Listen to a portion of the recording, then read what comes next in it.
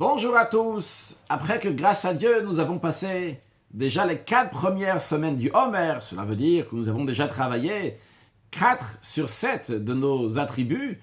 Nous avons déjà travaillé le Chesed, Gvura, Tiferet et Netzach, la bonté, la rigueur, la compassion et la constance. Et bien maintenant, cette semaine, la 5e semaine du Homer, nous allons travailler le 5e de nos attributs, la 5e Mida, qui est le Hod, qui veut dire l'humilité. Hod, du langage de Hoda'a, d'avouer. Pour comprendre mieux qu'est-ce que représente Hoda'a, le Hod, voyons qu'est-ce que Eliyahu Hanavi, le prophète Élie, dit dans le Tikkun Zohar en ce qui concerne le Netzach et Hod. Oui, parlons pas seulement du Hod, mais du Netzach, comme ça on va pouvoir accentuer et comprendre la particularité de Hod. Car, vu que le prophète Élie nous dit la chose suivante, que Netzach et Hod sont Tren Shokin, sont deux cuisses.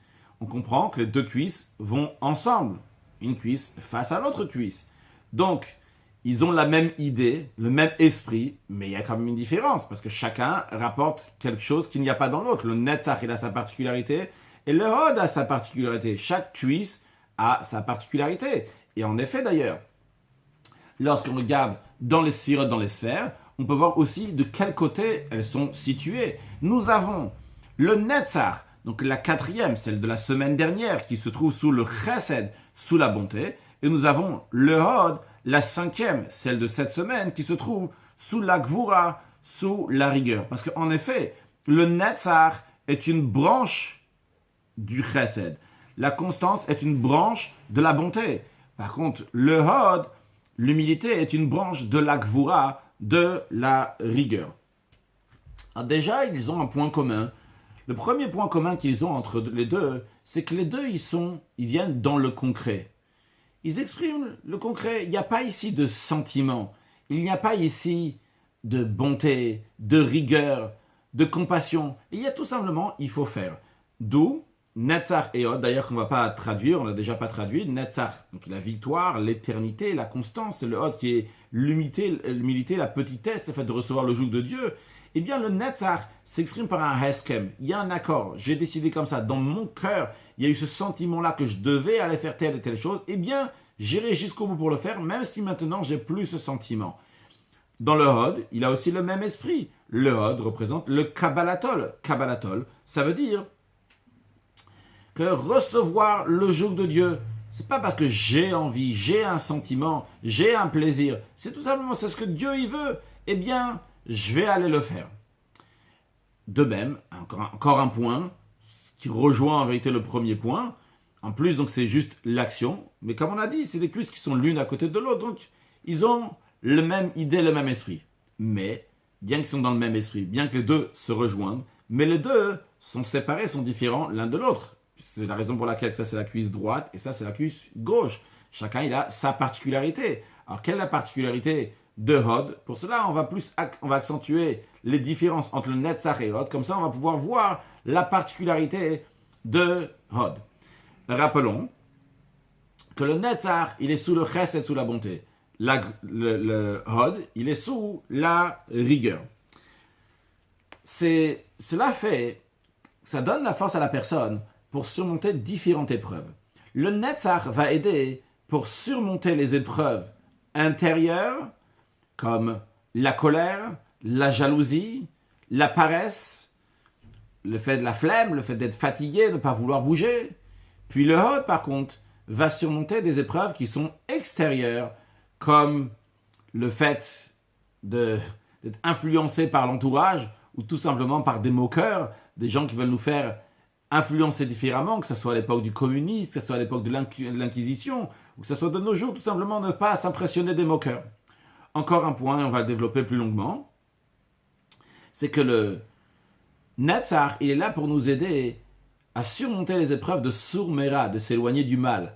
Par contre, le Hod, il est là pour nous aider à surmonter le Va'asetov, pour aller faire le bien. Encore une chose, qu'on va développer plus tard, que le Netzach, il est là pour surmonter, lorsqu'il y a besoin de surmonter quelque chose qui est actif, lorsque le mauvais penchant veut nous activer à faire quelque chose. Par contre, le Hod, il est là pour nous aider à surmonter lorsque le Yetzer Hara veut nous laisser passifs. Ce qui rejoint en vérité ce qu'on vient de dire il y a un instant, la différence entre Sourmera, s'éloigner du mal, et Asetov, faire le bien.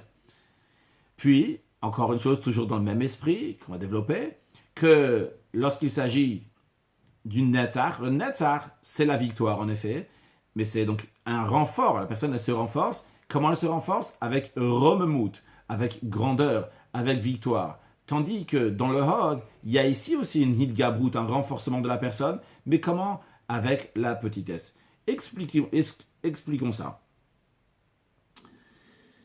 En ce qui concerne donc cette différence entre ce qui vient du Chesed et de la Gvura, ce qui vient du Chesed, la Chesed c'est la bonté. La bonté, sa nature c'est quoi? C'est d'aller, de s'étendre, d'avancer, d'aller encore plus loin, de convaincre du monde, d'aller vers l'autre et de le prendre totalement aussi avec soi. Concrètement par contre, en ce qui concerne la Gvura c'est la rigueur. La rigueur c'est plutôt moi qui me remets dans mon intérieur, je me referme. Et je reste tout à fait dans mon intérieur. Je ne suis pas intéressé maintenant de partager avec les autres. C'est moi, c'est se replier sur soi-même. Alors, cette différence-là, on peut la voir en ce qui concerne quelqu'un qui va parler avec un autre. Est-ce qu'il veut que l'autre va être convaincu que ce que lui, il a dit la raison? Quand il s'agit du chesed, le chesed force que l'autre doit être d'accord avec lui. Si l'autre n'est pas d'accord avec moi, le chesed, celui qui vient de la bonté, qui doit aller vers l'autre, il ne peut pas prendre l'idée de l'autre. Il n'y a pas d'autre idée. C'est le Netzach, c'est la victoire. Je prends tout à fait l'autre. Il n'y a pas d'autre ici. Il n'y a que moi, il n'y a que ma force. D'où c'est le chesed, c'est la bonté. C'est un renfort, mais un renfort de manière qui ne laisse pas de place du tout à l'autre. Par contre, lorsqu'il s'agit de la gvura, de la rigueur, en effet, il a ses opinions, mais lui, il peut garder très bien ses opinions dans la tête. Il n'a pas besoin de les partager avec les autres. Si l'autre, il peut penser quelque chose d'autre, il n'y a aucun souci. L'autre, il peut penser... Il n'y a pas de souci, il peut penser différemment. Encore plus que ça. Lorsqu'il s'agit de la gvura dans la rigueur, dont Hod est une branche de la rigueur, eh bien, il y a cette petitesse, il y a cette annulation-là. Comment cela?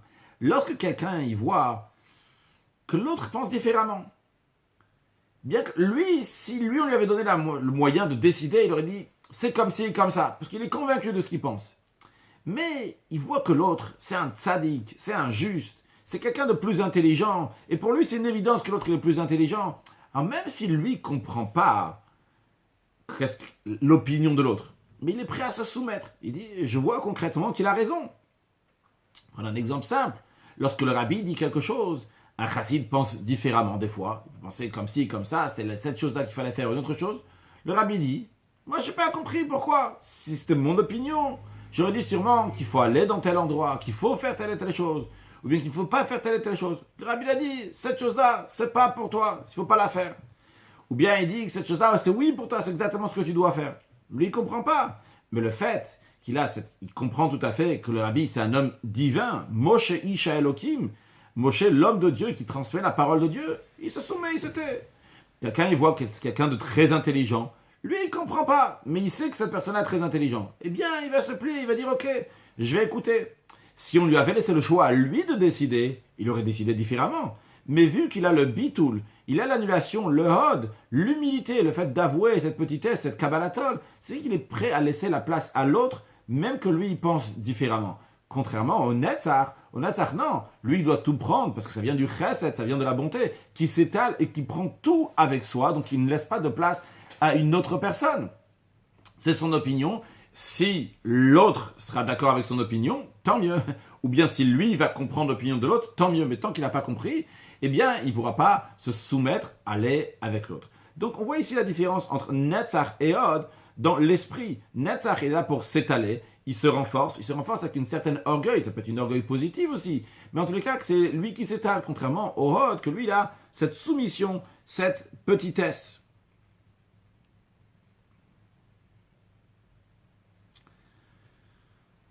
Et d'ailleurs, c'est à savoir que dans chacun de nous, nous avons ces qualités-là. Nous avons aussi bien la qualité de Netzach, ou bien aussi bien la qualité de Hod. Et des fois, il faut mettre plus en avant celle-là, des fois mettre en avant l'autre. Vrai, certaines personnes ont plus la qualité de Netzach, par exemple des gens qui veulent toujours parler, etc., toujours être là. Eh bien, des fois, il doit avoir cette qualité de Hod, savoir qu'il y a des gens qui sont mieux placés qu'eux, donc les laisser la place. Des fois, il y a des gens qui sont toujours dans le hod, toujours en train de se mettre petit, etc. Qu'est-ce que je peux faire? C'est pas pour moi, etc. Et bien des fois, au contraire, c'est à eux de se mettre en avant. Dans chacun de nous, nous avons ces deux sortes de travail, aussi bien donc le travail de Netzach, aussi bien le travail de hod. Cela s'exprime aussi dans lesquels commandements le Yetzer Hara va nous attaquer, le mauvais penchant va nous attaquer, et avec quoi travailler. On a le Sourmera, on a des commandements qui sont là pour nous dire éloigne-toi du mal, ne fais pas ci, ne fais pas ça, etc. Ça, c'est le Netzach. C'est la victoire, le renfort, de manière qui prend tout à fait l'autre côté, qui ne laisse pas de place à l'autre côté, qui doit s'exprimer ici. Pourquoi? Parce que lorsqu'il s'agit d'aller faire quelque chose, le Yetzer Hara te dit, tu sais quoi? Va dire du Lachon Hara, va dire la médisance envers quelqu'un d'autre. Mets-toi en colère sur lui. Pense du mal sur cette personne. Donc il y a ici quelque chose active. Ça, c'est une partie donc, qui est active. Il est en activité. Le Yetzer Hara te dit, vas-y, bouge, fais quelque chose de mal, il est en train de te dire. Bien pour cela, il y a besoin du Netzach. Le Netzach, il va couvrir totalement, il va se renforcer. Il me dit, je ne laisse pas de place à l'autre du tout. On voit comment c'est positif, cet orgueil, entre guillemets, qu'il y a dans le Netzach, dans cette victoire, dans cette éternité, dans cette constance, qui te dit, prends tout à fait l'autre côté. Ne le laisse pas du tout faire quelque chose. Il te dit que c'est bien, il te donne l'impression que c'est bien. Il te dit, ben, tu sais, ça, c'est cachère, c'est pas mal, ça passe, etc. Laisse pas de place au Yetzer Hara, aucune, rien du tout. Oui, il est en train de dire, bon, c'est pas vraiment une médisance sur l'autre, ça passe, tes situations, etc. Laisse pas le Yetzer Hara du tout, ça c'est le Netzach. Il te dit, on va le bloquer totalement. Ça, c'est le Netzach. C'est pas seulement dans notre vie quotidienne, c'est de manière générale. Il y a des périodes dans lesquelles on a dit l'Inquisition, le communisme qui ne laisse pas le juif étudier la Torah, accomplir les mitzvot. Et bien le Netzach est là pour prendre tout à fait la situation. On m'a dit, je laisse aucune place au Yetzer Hara, au mauvais penchant, pas du tout. Il veut pas qu'on fasse. Eh bien, nous, on va pas laisser l'activité du Yetzer Hara, du mauvais penchant. Je vais te dire, tu sais quoi, tu vas rester passif, tu vas te calmer, tu vas te mettre de côté. Ça, c'est le côté de Netzach. Par contre, lorsqu'il s'agit de Va'asetov, de faire du bien, qu'est-ce que le Yetzer Hara est en train de te dire ici? Le Yetzer Hara ne te dit pas ici, va faire du mal. C'est pas actif, le Yetzer Hara ici est passif. Il te dit, tu sais quoi, reste sous ta couverture, il fait bien chaud ce matin, c'est pas le moment, va pas faire la prière, va pas t'occuper de tes enfants, va pas aider un autre juif, reste chez toi tranquillement. Reste passif comme ça, pas besoin d'aller, pas besoin de se bouger, pas besoin d'aller rapprocher un autre juif du judaïsme. Il n'y a pas besoin de faire comme ça ces choses-là, aller bouger, aller vers l'autre. Donc il est en train de te dire, reste passif. Pour cela, il y a besoin du hod. Pourquoi le hod? Le hod, cette petitesse, cette kabbalatol, le fait de recevoir le joug de Dieu, te dit, tu sais quoi? Ici, c'est pas toi qui est en jeu, c'est pas qu'est-ce que j'ai envie, que j'ai plaisir, si ça m'intéresse ou ça m'intéresse pas. La question est, qu'est-ce que Dieu, il veut de moi? Ça, c'est le hod, c'est la petitesse, c'est la kabbalatol. Dieu, il veut que je me lève ce matin pour aller faire la prière, pour aller mettre les tefilines, je vais aller le faire. Dieu, il veut que j'arrive à la maison. Dieu, il veut que je me lève chez moi à la maison, de me bouger pour allumer les bougies de Shabbat. Eh bien, je vais aller le faire, même si j'ai pas envie maintenant d'aller le faire. Donc, il y a ici une motivation qui me motive de faire ce qu'il faut, pas parce que j'ai un plaisir intérieur. Il n'y a pas ici du chesed, du gvura, du tiferet, de la bonté, de la rigueur, de la compassion, un sentiment dans le cœur. Mais il y a ici une kabbalatol, une humilité, une petitesse de la personne qui se dit, si Dieu veut que je fasse cette chose-là, eh bien, je vais la faire. Je vais aller contre ma nature. Et d'ailleurs, ça s'exprime plutôt dans notre époque. Ce n'est pas une époque d'inquisition aujourd'hui, grâce à Dieu. Ce n'est pas une époque de communisme, grâce à Dieu. Aujourd'hui, dans la majorité du monde, on peut étudier la Torah, on peut accomplir les mitzvot. Le Yetzer Hara n'est pas en train de nous attaquer ici de manière de dire, va faire des choses qui sont interdites. Le Yetzer Hara est en train de nous dire ici, tu sais quoi, reste calme, reste de côté. Pourquoi tu as besoin de te secouer maintenant? D'aller à l'Akba Omer, de faire une parade de l'Akba Omer, de te secouer, de faire ce qu'il faut faire. Reste passif, tranquillement. Pourquoi aller te motiver maintenant à influencer d'autres juifs qui vont venir écouter les 10 commandements à Shavuot? Ça va, toi tu vas le faire comme il faut, etc. Tu restes comme tu es, il n'y a pas besoin d'aller vers l'autre, de se bouger. Reste passif. Le Yetzer Hara, il veut te laisser passif. Et bien justement, là, il y a besoin ici de kabbalatol pour dire non, je vais être actif, je vais être contre le Yetzer Hara, contre le mauvais penchant. Expliquons ça de manière un peu plus profonde. Et tout d'abord, en rappelant, ne pas oublier que le Yetzer Hara, que ce soit le Yetzer Hara qui en a besoin du Netzach, qu'on a besoin du Hod, dans tous les cas, le Yetzer Hara, le mauvais penchant est là pour nous embrouiller, pour nous dire, ne fais pas les commandements positifs aussi bien que les commandements négatifs. Mais la question, elle est, qu'est-ce qu'on a besoin d'éveiller dans nous pour pouvoir surmonter ce Yetzer Hara, ce mauvais penchant? Parce que le mauvais penchant, il vient chez chacun en fonction de son sujet. Il y a certains que le Yetzer Hara réussit à influencer, à leur mettre des épreuves intérieures, des empêchements intérieurs, et certains des empêchements extérieurs. Et d'ailleurs, certaines personnes réussissent très bien à surmonter les empêchements intérieurs, à ne pas se mettre en colère, surmonter leur paresse, surmonter donc leur jalousie. Par contre, lorsqu'il s'agit des choses extérieures, eh bien, les épreuves extérieures, qu'est-ce que le monde va dire, qu'est-ce que les gens ils vont dire autour de soi, ils n'arrivent pas. Donc, il y a des gens qui sont plus faciles, le Yetzer Hara arrive à les attaquer plutôt activement, d'autres de manière passive. Il y a certains qui arrivent à se renforcer aussi sur le mauvais penchant. Plus, lorsqu'il vient te dire « va faire quelque chose d'interdit », hors de question, ils envoient balader le mauvais penchant. Par contre, il y a des fois, certains ils savent mieux envoyer balader le Yetzer Hara lorsqu'il lui dit de rester passif, mais pas dans l'autre domaine. Donc, chacun, il doit travailler avec les deux, aussi bien avec le Netzach et le Hod. Mais expliquons ça de manière un peu plus profonde, basée sur ce que nos sages disent, que si quelqu'un est resté assis, n'a pas fait une transgression, qu'il ou a sa mitzvah, c'est comme s'il avait fait une mitzvah. Qu'est-ce que ça veut dire lorsque quelqu'un est resté passif, il n'a pas fait de avera, de transgression, c'est comme s'il a fait une mitzvah. C'est pas s'il reste comme ça, à la maison, il fait rien du tout, et c'est bon, je dors, c'est comme si j'ai fait une mitzvah. Non, c'est lorsqu'il avait une possibilité de faire une avera.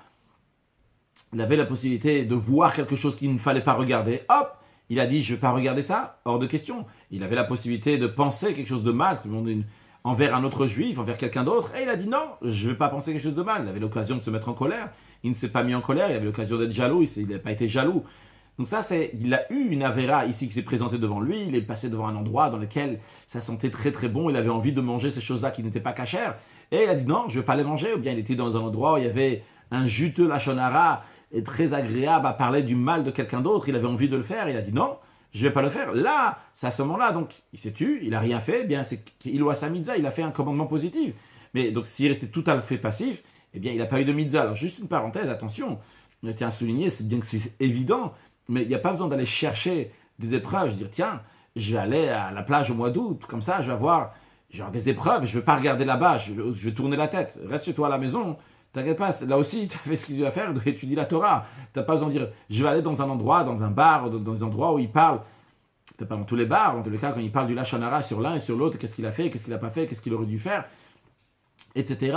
Et dire du lachon hara de la médisance sur les autres. Et comme ça, je vais dire, non, je ne vais pas dire. Chas de shalom, il ne faut pas aller dans des endroits où il y a des épreuves. Parce que lorsque Dieu, il envoie une épreuve, et on surmonte l'épreuve. Parce qu'on demande à Dieu tous les jours, va altévier, nous l'idée Nissaï, ne pas nous amener à l'épreuve. Juste une parenthèse pour l'histoire.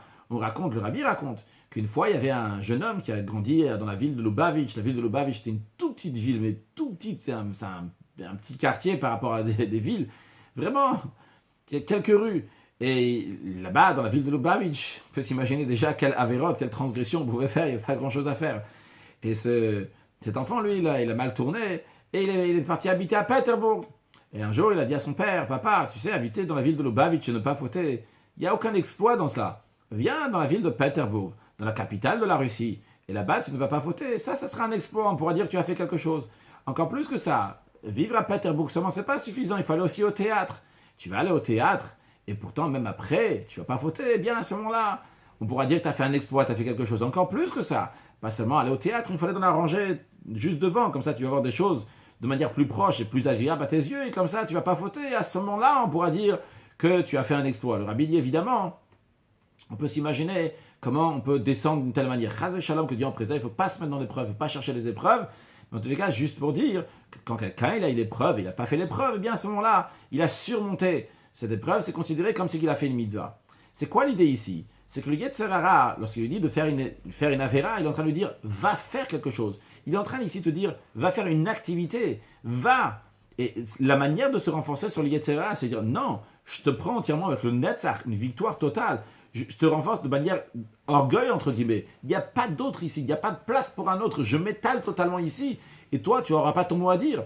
Par contre, lorsqu'il s'agit du Hod, c'est plutôt dans le Va'asetov, dans le faire du bien. Il te dit, reste de manière passive. Ne va pas agir maintenant, ne va pas faire quelque chose. Reste juste comme ça, passive. Prenons ça de manière plus fine. Pas seulement de manière passive, il va te dire, ne mets pas les tefilines. Ne va pas faire la mitzvah. Mais il va te dire, tu sais quoi, fais la chose. Mais juste, mets pas d'intention dans ce que tu es en train de faire. Je suis d'accord sur le principe que tu vas les faire, mais Pour qui tu te prends? Qui tu te prends? Toi, tu es quelqu'un qui peut prier de manière approfondie, vraiment verser ton cœur dans la prière, mais tu n'as rien du tout, tu le sais très bien que tu n'as rien du tout. Toi, c'est toi qui vas aller enseigner la Torah à un autre juif, mais tu es un nul, tu le sais très bien. Toi, c'est toi qui vas aller tu vas acheter un beau étrog pour la fête de Sukkot, mais ça laisse un grand tzaddik, un grand pieux, quelqu'un d'important, mais toi, t'es un nul, t'as rien du tout. Alors, lorsque quelqu'un il a la qualité de Hod, cette petitesse, cette kabbalatol, qu'est-ce qu'il va dire à son mauvais penchant? Il va dire, c'est vrai, t'as raison, je suis vraiment rien du tout. Et c'est vrai qu'a priori, c'est pas du tout ma place, mais tu sais quoi? Vu que ça fait plaisir à Dieu, et moi j'ai le kabbalatol, j'ai le fait de me soumettre à Dieu, eh bien je vais le faire. Pourquoi? Parce que ça fera plaisir à Dieu. C'est vrai, c'est pas ma place peut-être, mais ça c'est ce qu'il faut faire. Eh bien vu que c'est ce qu'il faut faire, eh bien je vais le faire. Je vais faire la prière bien comme il faut. Je vais me mettre, je vais acheter un beau étrog, je vais diffuser la Torah à tout le monde alors que je sais très bien qui je suis. Prenons ça dans l'esprit de la shlichut. Le rabbi a fait quelque chose d'extraordinaire, parmi plein d'autres, dans notre génération. Le rabbi a pris des jeunes couples, des gens qui sortent de yeshiva, qui savent à peine c'est quoi de l'argent, comment diriger un établissement, qui savent à peine comment parler. Et il leur dit, vous allez aller dans un endroit, dans ces endroits-là, ils vont faire des établissements. Dans ces endroits-là, ils vont faire des conférences, des cours d'études, des relations avec le maire, avec le président, avec l'un, avec l'autre. Mais un instant, tu es logique, tu dis, qu'est-ce que tu fais? T'es complètement fou. Qu'est-ce que tu fais? Pour qui tu te prends? T'as fait aucune étude, t'es pas passé des séminaires d'études dans lesquels tu apprends à parler devant un grand public et comment leur parler et quelles relations, qu'est-ce qu'il faut dire l'un, qu'est-ce qu'il faut dire avec l'autre et comment il faut se comporter lorsqu'il y a des situations de shalom bayit, mettre la paix dans un foyer et comment il y a un établissement, comment il faut s'en occuper avec les enseignants, etc. Et comment il faut gérer les sommes d'argent pour qu'ils vont aller chacun dans le bon endroit et bien s'occuper de toutes ces choses-là. Bien d'où tu débarques pour le faire? Alors, ça c'est Yetzer Hara, le mauvais penchant, il vient dire ça. Il peut même venir dire qu'est-ce qui va se passer avec l'éducation de tes enfants si tu vas aller au lointain. Et peut-être tu n'auras pas du kasher comme tu as besoin dans l'endroit où tu es, ou peut-être pas du tout de kasher dans cet endroit-là. C'est des bons arguments. Mais tous ces arguments-là, ça vient du Yetzer Hara, du mauvais penchant, qui te dit reste passif, reste dans l'endroit où tu es, dans le cocon religieux dans lequel tu es. Là-bas, tu peux être sûr que tu auras tous les matins un minyan avec 10 personnes pour faire le Kaddish, la Gdusha, le Baruch et toutes les belles choses que tu auras, du manger kasher, du Chalav Israël, du lait comme il faut, et du manger, tu auras des restaurants, et tes enfants ils vont aller dans des établissements d'éducation qui sont là déjà depuis des années, dans lesquels il y a des gens qui sont très compétents. Donc reste ici. Si vraiment il faut envoyer quelqu'un, on va envoyer quelqu'un, donc un vieillard, un grand chassid, un vieux mais chassid, qui a prié pendant des années, il a étudié pendant des années, il a plus de rapport avec le monde sûrement, il connaît un peu plus le monde, mais comment envoyer comme ça des jeunes hommes? Eh bien, ce jeune homme-là, pourquoi il va en shlichut du rabbi? Pourquoi il va en mission du rabbi?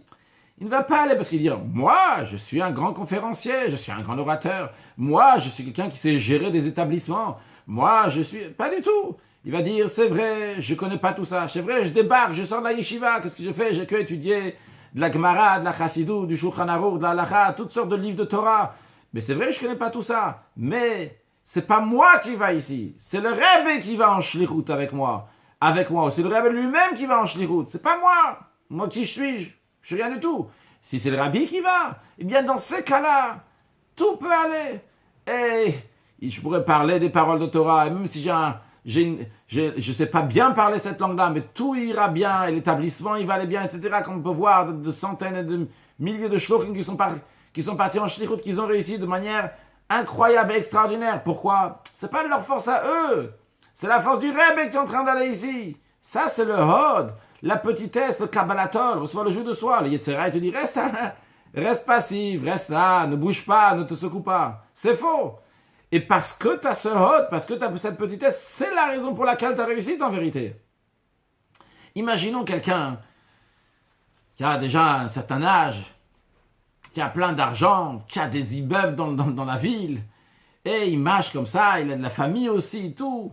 Il marche sur sa canne, dans la rue, tout fier de lui. Et devant lui, il y a un soldat qui est là, un soldat, il a juste, c'est un jeune homme, il n'a rien du tout. Et même les vêtements qu'il a, même ces vêtements-là, ils ne lui appartiennent pas, ils appartiennent au gouvernement. Qui est-ce qui est plus grand? À première vue, celui qui est plus grand, c'est celui qui a toutes les belles qualités. Il est riche, il est beau, il est fort, il a une belle famille, il a des immeubles à droite, à gauche, partout. Mais la vérité, celui qui est vraiment le patron, c'est ce petit jeune homme-là, ce soldat que même ses vêtements ne lui appartiennent pas. Mais il appartient à qui? Toute son existence, il appartient à qui? Il appartient au roi. Et le roi, c'est le vrai patron. Quand quelqu'un il se soumet à Dieu, vrai, ici, il n'y a pas ma qualité, mon sentiment, ce que je ressens, ce que j'ai envie. C'est ce que Dieu il veut. Mais par cela, cette petitesse-là, c'est Dieu qui est ici. Quand Chaliar du Rabbi est quelque part, et c'est pas lui qui est là, que lui, il veut ci, il veut ça, il pense comme ça. Mais c'est quoi? C'est ce que le Rabbi veut, ce que le Rabbi pense, ce que le Rabbi veut exprimer, c'est ça qu'il est en train de faire. Eh bien, ici, c'est le plus grand patron qu'il peut y avoir. Cette petitesse de Hod, de Kabbalatol recevoir le joug de Dieu, elle l'amène au plus haut. Ça, donc, c'est la manière de se renforcer sur le Yetzer Hara, qui essaye que la personne va rester de manière passive. Et lorsque la personne a dévoilé son Hod, il a dévoilé un niveau extraordinaire. Vrai, il n'y a pas de sentiment, il n'y a pas de compréhension. Mais il y a qui ici? Il y a Dieu qui est en train de s'exprimer. Expliquons plus cette différence entre le Netzach et le Hod, pour accentuer et mieux comprendre la notion de Hod. À l'époque du Tzemach Tzedek, il y avait des foires qui se faisaient autour de la ville de Lubavitch.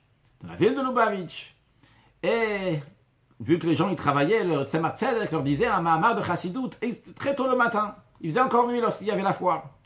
Un jour, le Rashbat, donc un grand chassid du Tzemach Tzedek, plus tard il est devenu l'enseignant du rabbi précédent, Rabbi Yosef Yitzchak, 6e rabbi de Chabad.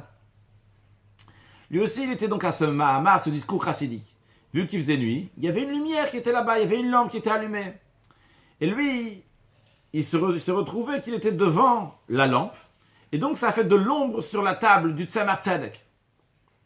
Alors il a voulu se bouger, pour pas faire de l'ombre sur la table. Après il s'est dit, non, je vais rester là, pourquoi? Parce que le Tzemach Tzedek, c'est un rabbi, un Nasiador, un chef de la génération, un tzaddik, un juste, un pieux, et tout ce qu'il voit, il élève à Hachem. Donc maintenant, qu'est-ce que je vais faire? Je vais rester ici. Comme ça, il y aura de l'ombre sur la table. Mon ombre va rester sur la table. Et l'ombre, qui est donc l'obscurité de Tzemach Tzedek, va l'élever au bien. Comme ça, il a pensé. Tzemach Tzedek a dit au Rashbat, il lui a dit, l'obscurité, on ne peut pas l'élever, mais seulement la repousser. On peut seulement la repousser, mais on ne peut pas l'élever. Alors le Rabbi demande la question, a priori, on peut, après Chashukha Lenora, c'est connu, changer l'obscurité en lumière. Qu'est-ce que ça veut dire qu'on ne peut pas changer la lumière en obscurité, juste la repousser? On ne peut pas changer l'obscurité en lumière, il faut juste la repousser. Quelle est l'explication? Le Rabbi explique en vérité, il y a deux sortes d'obscurité. Il y a une obscurité qui est juste le contraire de la lumière, un manque de lumière. Et il y a une obscurité qui a une existence en soi-même. Lorsque l'obscurité a une existence en soi-même, c'est pas juste un manque de lumière. Cette obscurité-là qui a une existence, tu peux la changer, qu'elle va devenir de la lumière. Par contre, lorsqu'il y a juste un manque de lumière, il n'y a rien du tout ici. Il n'y a rien du tout, il faut juste le repousser. Alors qu'est-ce que ça veut dire? Il y a une existence d'obscurité, il y a juste un manque de lumière. Qu'est-ce que ça veut dire? On va prendre ça dans l'obscurité personnelle que nous pouvons avoir, théoriquement, j'espère seulement. Au cas où là, en tous les cas, qu'est-ce que ça veut dire pour nous? Nous avons deux sortes de midot, d'attributs, de caractères à travailler. Voyons. Une première catégorie de caractères, c'est des caractères qui sont négatifs, qui sont mauvais, qui sont tout à fait actifs. Comme par exemple la colère, la jalousie, l'orgueil, les envies, les plaisirs. Ça, c'est un caractère à travailler. Un caractère qui est mauvais. Il y a des mauvaises choses ici. Les gens qui se mettent en colère, rester autour d'eux, c'est désagréable. Les gens qui sont toujours jaloux, qui ont des paroles qui sont désagréables, qui veulent ci, ça, etc. C'est destructif pour les gens qui sont autour. C'est pas bon. Ça, c'est une obscurité. Mais quelle sorte d'obscurité? Une obscurité qui est tout à fait active. Il y a ici une existence de quelque chose. Par contre, il y a une obscurité qui est passive dans nos midotes, dans nos attributs, dans notre comportement. Il y a quelqu'un, donc il est froid, il est indifférent, il en a rien à faire. Il manque de vitalité, il manque d'énergie. Il a la paresse, la tristesse. Ici, cette personne-là n'est peut-être pas nuisible pour son entourage. Et il reste dans son coin, il dérange personne. Mais, concrètement, il n'a pas de vitalité, il n'y a pas d'obscurité ici, il n'y a pas une existence ici à changer en quelque chose d'autre. Vrai, on peut utiliser ces qualités pour des bonnes choses. Il va être paresseux pour aller transgresser quelque chose. Oui, mais est-ce qu'on peut changer cette paresse? Est-ce qu'il y a quelque chose ici, une existence de quelque chose qu'on peut changer? Il n'y a rien, il y a que du froid. Il n'y a rien. C'est juste un manque de lumière qui est ici. Il y a juste un manque de lumière. Il n'y a rien à changer ici. Donc, lorsque le Tzemar Tzedek dit au Rashbat, l'obscurité, on ne peut pas la changer. Il faut juste la repousser. De quelle obscurité il parle? Il parle de l'obscurité comme l'ombre que le Rashbat a fait sur la table, qui était juste donc une ombre qui fait qu'il n'y a pas de lumière. Donc, en ce qui concerne nos caractères, c'est un caractère dans lequel il n'y a pas de lumière, qui est tout à fait passif, dans lequel il n'y a rien du tout. Eh bien ça, on te dit, non, ça, il n'y a rien à faire. Par contre, lorsqu'il y a de l'obscurité qui est là, et qui quelque chose de quelqu'un qui est en colère, etc., tu peux, il y a de la chaleur ici, il y a de l'énergie. Cette énergie-là, tu peux la changer et la mettre là où il faut. Eh bien, justement, ça, c'est la différence générale entre le Netzach et l'autre. Le Netzach, c'est quoi? C'est lorsque il y a quelque chose de concret ici, il y a de l'obscurité, il y a la grosse obscurité ici. Et le Yetzer Hara te dit, va faire ça, va faire transgresser telle et telle chose. Toi, tu dis, hors de question, moi, je ne vais pas écouter le Yetzer Hara. Je ne vais pas faire, parce que le Netzach va s'étaler, va tout à fait prendre comme le Chesed, qui s'étale de partout, comme l'eau. Le Chesed représente l'eau, qui va de partout. Et il dit, non, je laisse aucune place pour le Yetzer Hara, pour le mauvais penchant. Le Hod, par contre, il est là, lorsque le Yetzer Hara, il vient de manière tout à fait passive envers toi. Il te dit, reste froid, ne bouge pas, il n'y a pas d'énergie, c'est pas... Bien justement, le Hod, il dit, c'est quoi? Vrai, c'est comme ça. Mais moi, je vais te repousser. En effet, il ne s'agit pas ici de changer le mal en bien, mais il s'agit ici de repousser totalement et dire, moi, je vais allumer le feu ici. Je vais aller étudier la Torah, je vais aller accomplir le mitzvot. Et pas seulement que je vais le faire. Si tu veux que je le fasse, une fois le Yetzer Hara te dit, vas-y, fais, mais fais pas trop, etc. Mais là, quand il te dit ne donne pas la tzedaka, reste passif comme ça, pas du tout, je vais donner encore comment je vais donner, je vais être actif et faire de manière extraordinaire ce que Akadosh Baruch Hu me demande de faire. Et ça, cette semaine de Hod, elle commence avec le Pesach Sheni. Pesach Sheni qui a le deuxième Pesach, lorsqu'il y avait des gens qui ne pouvaient pas faire le sacrifice de Pesach le 14 Nissan, parce qu'ils étaient impurs. Dieu il a dit, Nitoken Farfallen, c'est jamais perdu, on peut toujours commencer, tu peux toujours commencer maintenant, mais c'était mort, c'était obscur, il n'y avait pas de vitalité. Eh bien, Nitoken Farfallen, maintenant tu peux commencer à mettre le feu, avancer avec cette Kabbalatol, avec ce joug, prendre le joug de Dieu sur soi-même, et par cela, tu peux avancer et aller très très loin. Donc ça, c'est la partie de Hod en ce qui concerne, donc de manière très générale. On n'a pas parlé on a parlé de deux, déjà de ce qu'on a parlé, on a parlé du Hod, comme il est de Hoda'a, donc de soumission à Dieu, de Kabbalatol sur le joug de Dieu. On a parlé de Hoda'a aussi, en ce qui concerne le fait que c'est là pour se renforcer du Hod, comme il est là pour se renforcer sur les difficultés extérieures. Mais par contre, on n'a pas parlé encore d'autres explications du Hod qui Klayot Yoatzot, Netzach Hod Yakik, c'est les reins qui conseillent. Le Dvorak Zaken, il en parle aussi dans Igeret HaKodesh, dans le Tanya, il me semble c'est Siman Tet Vav. Donc il parle donc longuement, il parle des midot de manière générale, c'est développé dans Chassidut évidemment. Il y a aussi l'explication de Hod, une quatrième explication donc de Hod, qui représente V'natat Ramehotra Alav, que Moshe Rabbeinu le Hod, c'est une page toute à Gdusha, que la Gdusha, la sainteté, elle s'étale encore plus. Donc on n'a pas parlé de ces deux choses-là. Et il y a encore beaucoup de choses à dire en ce qui concerne la Hoda'a, la soumission, la petitesse. On développera Bezrat Hashem beaucoup plus de manière très agréable le jour de l'Ag Ba'omer, donc le 5e jour de la 5e semaine, donc dans le Hod, chez Béhod, on développera beaucoup plus cette notion de Hod, de petitesse, de soumission à Kadosh Baruch Hu, pour pas trop prendre sur le cours d'aujourd'hui. Maintenant, on va passer au Chesed chez Béhod, à la bonté qui se trouve dans cette humilité, aussi bien comme elle se trouve Ben Adam Lamakom, entre l'homme et Dieu, et aussi bien entre l'homme et son ami, tout d'abord donc entre l'homme et Akadosh Baruch Hu. Dans le Tanya, qui est le livre magistral du premier rabbi de Chabad, l'Admour HaZaken, d'ailleurs si quelqu'un n'a pas encore appris, eh bien fortement conseillé de l'apprendre. C'est très important pour savoir tout simplement qu'est-ce qu'on fait ici sur Terre et se connaître tout simplement. Une rencontre avec soi-même pour voir qui sommes-nous, qu'est-ce que nous avons à l'intérieur de nous, nos pensées, nos paroles, nos actions, nos plaisirs, notre volonté, notre intellect, nos sentiments, etc. Et l'Admour HaZaken dans le Tanya, dans le chapitre 40, il développe plusieurs niveaux d'amour de Dieu et quelles réflexions il faut avoir, etc.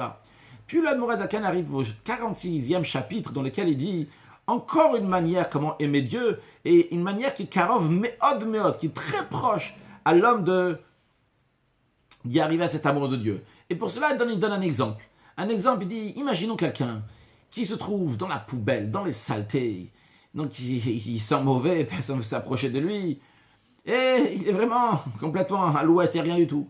Et il y a le roi qui arrive, avec toute sa suite, et tout le monde qui vient avec le roi, tous les ministres, tous les princes. Et le roi, il vient, il dit, ah, viens ici, je le prends lui-même. Il n'a pas envoyé quelqu'un pour le prendre. Lui-même, il est venu le prendre pour le sortir de la situation. Et il l'amène chez lui, et il le fait rentrer dans son palais, jusqu'à dans sa chambre intime. Et le roi l'embrasse et l'enlace à cette personne-là. On peut s'imaginer cette personne qui était sentait tellement petit, tellement bas, tellement loin, et que maintenant le roi le prend, le roi lui-même, le roi qui est le plus haut, il vient, il le prend, il l'enlace. Cette personne-là, même s'il a un cœur de pierre, eh bien il va fondre devant l'amour que le roi lui a donné. Le Admor HaZaken dit en est de même aussi pour le peuple juif. Le peuple juif était en Égypte, un endroit de poubelle spirituelle, un endroit dans lequel il y a la saleté spirituelle, la nudité de la terre, un endroit qui est obscur, qui est noir. Et Dieu, il est venu sortir le peuple juif de là-bas. Il n'a pas envoyé des anges pour cela. Il est venu lui-même, je suis venu de descendre.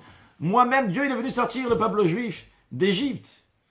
Waouh, comment le peuple juif doit se sentir. Ce rapport-là avec Dieu, on était tellement petits, on était tellement bas. Et Dieu, bien avec tous les anges qu'il a dans le ciel, et avec le monde entier qui lui appartient. Et Dieu a décidé de prendre un petit peuple qui était petit aujourd'hui, c'est un grand peuple, le peuple juif. Il n'y a pas de petits juifs, c'est un grand. Dieu, il a décidé de prendre ce petit peuple et de le sortir, de le grandir. Waouh! Dieu, il nous a choisis de toutes les nations, c'est extraordinaire. Lorsque le juif réfléchit comment il est petit, et comment Kadosh Baruch Hu l'a sorti d'Égypte, waouh! L'amour envers Dieu, il va être extrêmement fort. Ah, et on aurait pu penser que la sortie d'Égypte s'est passée il y a longtemps, il y a 3300 ans. Qu'est-ce que tu me dis maintenant, aujourd'hui? Excite-toi que Dieu t'a sorti d'Égypte. L'Admor HaZaken continue dans le chapitre 47. Bechol dor vechol yom vayom, dans chaque génération, chaque jour, chayav adam lirotat kilu yatsa hayom mimitzrayim. Tu dois te voir aujourd'hui sortir d'Égypte. Et si on veut prendre ça même dans un sens plus large du terme, réfléchissons. Comment Dieu il nous fait du bien? Chacun son bien. Je peux en dire parce que peut-être là il a quelque chose que l'autre il n'a pas, mais le fait même qu'on ait en vie, la santé que Dieu nous a donnée, on espère que chacun a une excellente santé. Il y a la santé déjà que Dieu nous donne, qui nous a donné de quoi vivre. Si on est là pour parler ensemble, c'est qu'on a eu de quoi vivre, qu'on a eu de quoi manger. Et que Dieu, si quelqu'un n'a pas suffisant, Dieu il va donner encore plus, parce que t'achèves, de quoi se vêtir, etc., etc. Chacun en fonction de ce qu'il a autour de lui. Mais c'est extraordinaire.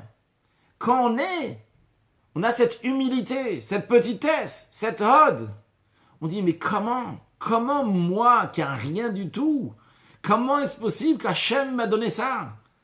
Il m'a fait ce chesed, Dieu m'a fait cette bonté à quelqu'un de tellement petit. Et en échange, le Admor HaZaken dit, kamaim la panim. L'Admor HaZaken ramène du roi Salomon qui dit, la même manière que quand tu mets un visage sur l'eau, l'eau va refléter le même visage. Qu'elle lève à Adam et à Adam. La même chose aussi, le cœur de l'homme envers un autre homme. Lorsque Dieu nous a fait du bien, du chesed, eh bien nous aussi en échange, on a ce chesed envers Dieu, on a cet amour qui s'éveille envers Dieu. Eh bien ça c'est le chesed sheberod, la bonté qui se trouve dans cette humilité. Lorsque quelqu'un il a cette humilité, eh bien facilement il va retrouver cet amour envers Dieu. Et c'est pour ça que l'Admor HaZaken dit d'ailleurs, Karov meod, c'est très très proche de la personne d'éveiller cet amour. Les autres amours, il faut avoir la réflexion, le sentiment. Peut-être c'est pas évident que tu vas réussir. Par contre, en ce qui concerne cette manière d'éveiller l'amour, eh bien chacun Karov meod, c'est très proche de chacun, même si tu n'as pas beaucoup de compréhension, mais avec le hod, avec la petitesse, avec la soumission, ça c'est donné à chacun, on peut le faire. Puis maintenant, passons entre le chesed shebeod, la bonté qui est dans cette humilité, avec ben Adam, la chaver entre un homme et son ami. Lorsque quelqu'un il a l'humilité, eh bien si vraiment tu as l'humilité, tu as les capacités de faire du chesed, de faire du bien avec un autre. Lorsque quelqu'un il pense qu'à lui, moi et encore moi, eh bien dans ces cas-là, tu ne laisses pas de place à l'autre. Il n'y a pas d'autre. C'est toujours, c'est toujours moi. Et tu ne sais pas donner. Et même quelqu'un qui sait donner, mais est-ce qu'il le donne avec le chesed, humilité ou pas? Voyons Avraham Avinu, le premier des patriarches, un juif extraordinaire, le premier juif. Avraham, il dit, Nochi afar va efer, je suis de la poussière et de la cendre, je suis un rien du tout. Avraham faisait du chesed, de la bonté, de manière incroyable, de manière tout à fait illogique, au-delà du rationnel. Il voit des Arabes qui se prosternent dans la poussière de leurs pieds, qui font l'idolâtrie, qui sont tout à fait contre l'idéologie de Avraham Avinu. Mais Avraham Avinu, vu son humilité, il fait du chesed avec tout le monde. Il ne fait pas de différence. Il dit, je vais faire du chesed. Lorsque quelqu'un il a vraiment l'humilité, eh bien à ce moment-là, il n'a pas de barrière pour son chesed. Et qu'est-ce qu'il va donner? Il ne va pas donner aux autres les restes. Ça existe aussi un chesed des forces du mal, de Yishmaël. Mais ça, ce n'est pas pour le peuple juif. Ishmaël, c'est un orgueilleux. Parmi toutes mes qualités, il y a aussi que je suis un grand donateur. Donc je vais donner, je vais partager. Mais c'est moi, Ishmaël, qui est en train de donner. Avraham, par contre, c'est la petitesse, c'est l'humilité. Et de cela, il arrive au chesed. De cela, il arrive à faire de la bonté. Alors, concrètement parlant, l'exercice du jour, en ce qui concerne le Hod, la force de Hod, donc elle est dans la clipa, dans les forces du mal, on discutera Bezrat Hashem Lag BaOmer. 5e jour de la 5e semaine. Là, on est pour le premier jour de la 5e semaine. Concrètement, l'exercice du jour, c'est en ce qui concerne donc, entre nous et nos amis. Voyons, est-ce que notre humilité est capable de nous donner de l'énergie pour faire encore du bien avec l'autre, encore plus que ce qu'on a fait jusqu'à présent, quand on se sent petit, on est prêt à partager avec l'autre. En ce qui concerne entre nous et Dieu, réfléchissons, méditons sincèrement comment Dieu, il est bon avec nous, comment il nous donne du bien et comment Bezrat Hashem, comme on dit dans la Birkat Hamazon, ou Heitiv Lanu, ou Meitiv Lanu, que Dieu il nous a fait du bien, Dieu nous fait du bien, et ou Yeitiv Lanu, il nous fera du bien, lorsqu'on aura la Geoula, Mitidva Shlema, la délivrance totale dans le monde entier, on pourra voir ce bien, et comment toutes les choses que Dieu a fait, c'est toujours pour le bien, avec la venue de Mashiach Now. Excellente journée.